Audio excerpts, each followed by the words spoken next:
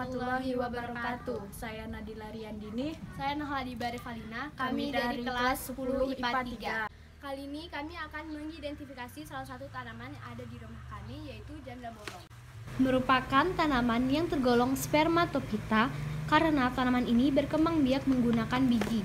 Biji terletak di dalam daging buah atau terletak di dalam daun buah, sehingga terkelompokkan ke dalam angiosperma atau berbiji tertutup. Janda bolong adalah jenis tanaman hias tropis monstera, bernama ilmiah Monstera adansoni. Janda bolong juga dikenal dengan sebutan tanaman keju Swiss.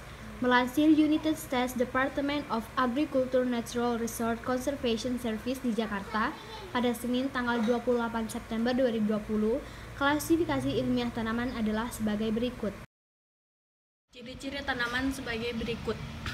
Monstera adansoni memiliki daun dengan lubang berbentuk oval yang tidak beraturan dan daun hias yang bertepi penuh. Tanaman ini berasal dari Amerika Tengah dan Amerika Selatan.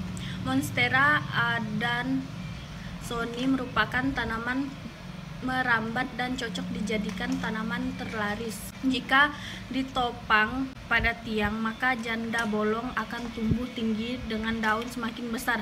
Jika dijadikan tanaman hias, tanaman ini biasanya tingginya sekitar 1 meter. Akan tetapi, jika di alam, tinggi janda bolong dapat mencapai 2-4 meter. Monstera adansoni pada umumnya hanya berwarna hijau.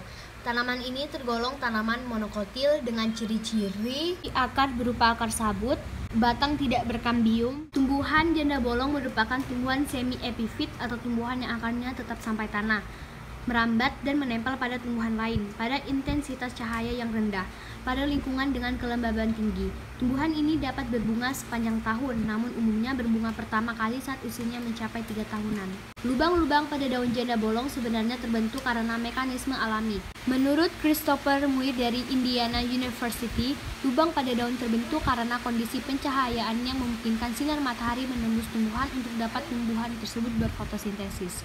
Tanaman ini mempunyai 2 tipe akar yang dapat keluar dari setiap buku batang.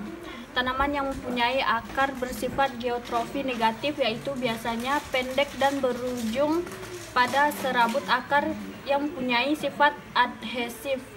Pada daerah rawa-rawa, akar termodifikasi menjadi akar aerial yang dapat beradaptasi dalam kondisi tergenang dan berfungsi sebagai alat merambat batang pohon. Pada kondisi alami, tanaman ini menghasilkan biji yang fertil dari hasil penyerbukan yang diduga melalui bantuan serangga sejenis lebah Trigona sp.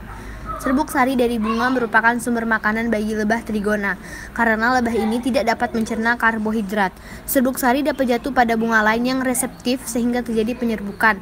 Embrio yang terbentuk berkembang menjadi biji. Bentuk buah beri lonjong, warna buah hijau dan memerlukan waktu lebih dari 1 tahun sampai berubah menjadi hijau kekuningan dengan bintik ungu untuk masak dengan ukuran mencapai 1,5 cm dan tebal 0,75 cm.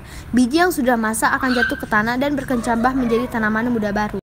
Manfaat tanaman ini sebagai berikut: memperbaiki kualitas udara, menyegarkan mata lelah, memberikan kesan elegan, bernilai investasi, efek sejuk dan nyaman serta meningkatkan suasana hati. Demikian hasil klasifikasi tanaman janda bolong. Sekian dari kami. Wassalamualaikum warahmatullahi wabarakatuh.